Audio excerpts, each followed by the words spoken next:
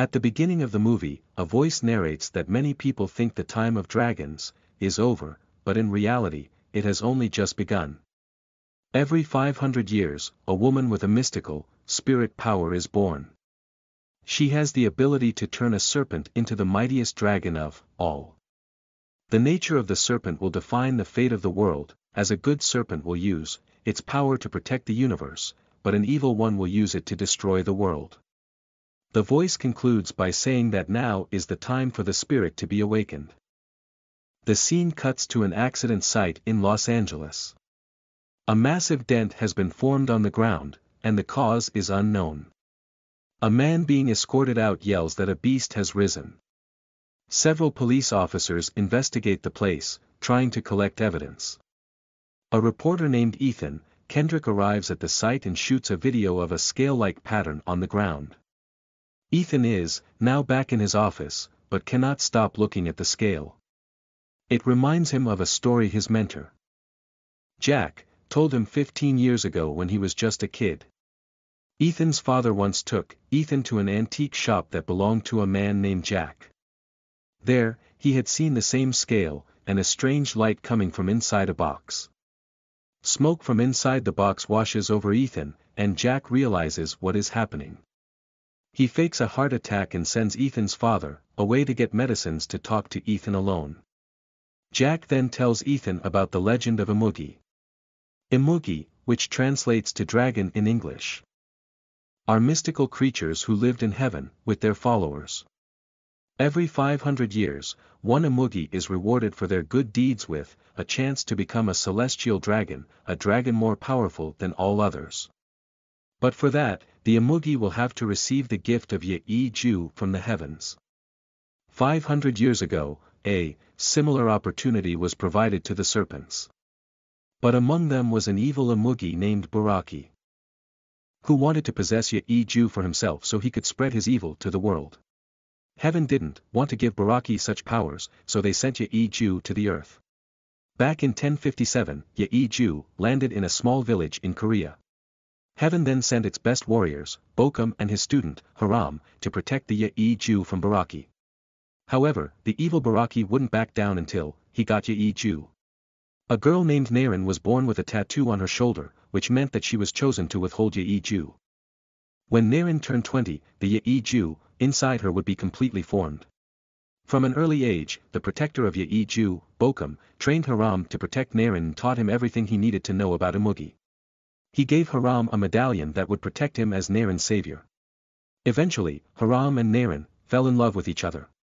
The day she turned 20, their village was attacked by an army sent by Baraki to abduct Naren. They destroyed the whole village and killed whoever got in their way. The soldiers then checked every girl's shoulder to look for the mark and found Naren. They abducted her, but Haram came to her rescue and managed to take her away to a waterfall. Bokum ran to the waterfall to find Haram's medallion on the ground. Naren and Haram had run away together. Enraged and desperate to get the Ye-Ju, the evil Baraki pursued them himself. The two reached a cliff and were about to get caught.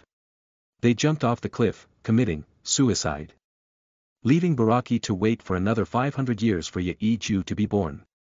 After telling the story, Jack shows Ethan a mark on his arm, claiming that he is Bokum's reincarnation and Ethan is Haram's reincarnation. He then hands Ethan the same medallion and tells him to always keep it near. The girl with Ye-Ju has already been sent to the earth and is named Sarah. They have to find and save her from Baraki in this life as well. Back in the present, Ethan is still in his office. He asks his colleague named Bruce to look for a girl named Sarah, who was born with a dragon tattoo on her shoulder. Bruce laughs saying that there are thousands of Sarah in LA. The scene cuts to Sarah exercising in a gym.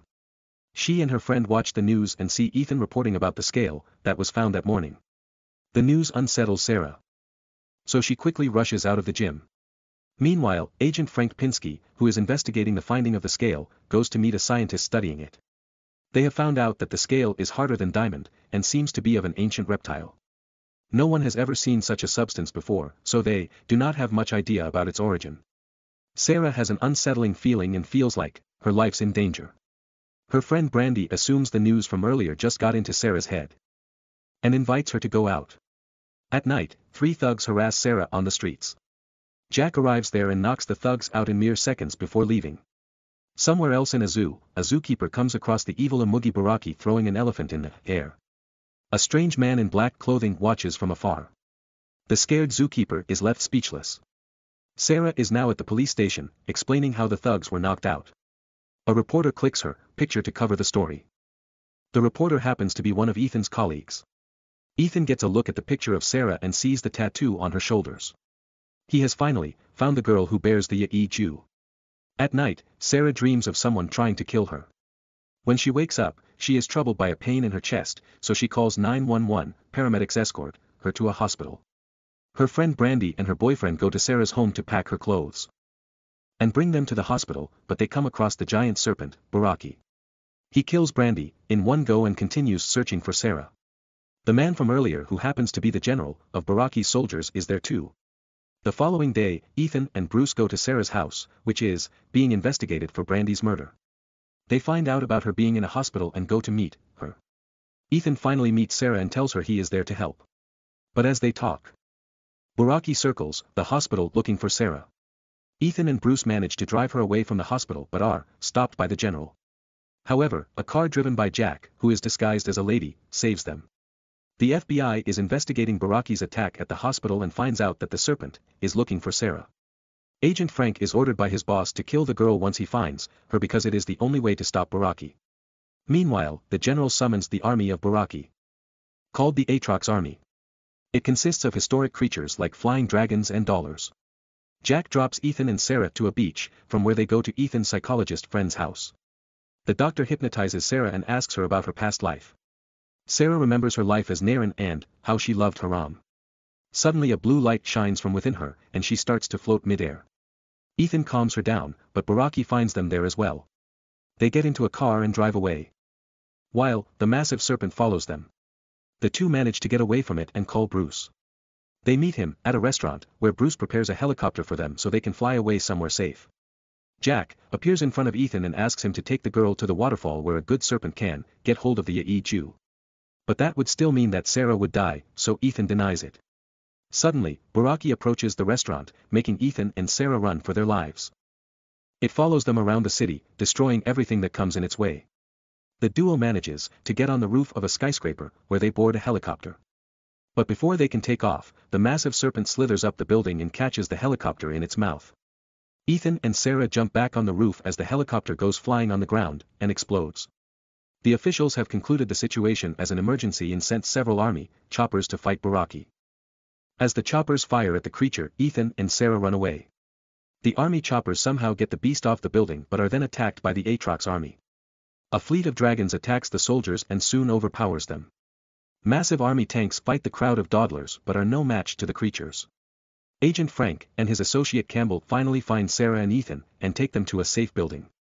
However, when they reach there, Frank points his gun at Sarah. He has been ordered to kill her to stop the chaos. Campbell shoots Frank dead before he can kill Sarah. He believes that only Sarah can stop the Baraki from coming back every 500 years. The duo then gets in a car and drives away from the city in hopes of escaping, but the Aatrox army finds them. They are eventually abducted and brought to Baraki's hiding. Ethan is tied to a pole while Sarah is laid for Baraki to consume the Jew in her. They are surrounded by the Aatrox army and have no way to escape now. The general summons Baraki, who approaches Sarah to get the Jew. But suddenly, a light flashes upon Ethan's medallion. The medallion's power is released, which lets out a strong force killing the whole Aatrox army and burning them to dust. But the general and Baraki are left unharmed. The general strikes at Ethan, and an electric force coming out of the medallion kills him too.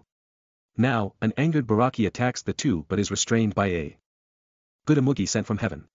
The two serpents get into an intense battle slithering around one another. They match in strength and abilities, but Baraki manages to knock out the good Imugi and approaches Sarah again. Seeing someone as powerful as the good Imugi being defeated, Sarah has no hope left. She finally accepts her fate and approaches Baraki. A bright light shines from her tattoo and creates a magical floating sphere. The sphere is the Jew. Before Baraki can consume the sphere, Sarah, who can control it, throws it towards the good Imugi. The good Imugi consumes it and turns into the mighty dragon that Baraki wished to be. Sarah falls unconscious to the ground. After transforming into the dragon, the good Imugi is 1,000 times more powerful than Baraki. It strikes at Baraki and throws it to the ground easily. The dragon then tries to go back to heaven, but Baraki latches onto its tail. The dragon attacks it with fire and finally kills the beast. It then approaches Ethan holding Sarah, and throws out Ye-Ju from its mouth. Sarah's body turns into a magical smoke and forms the shape of her eternal self. She tells Ethan that they will meet again someday and get sucked into Ye-Ju.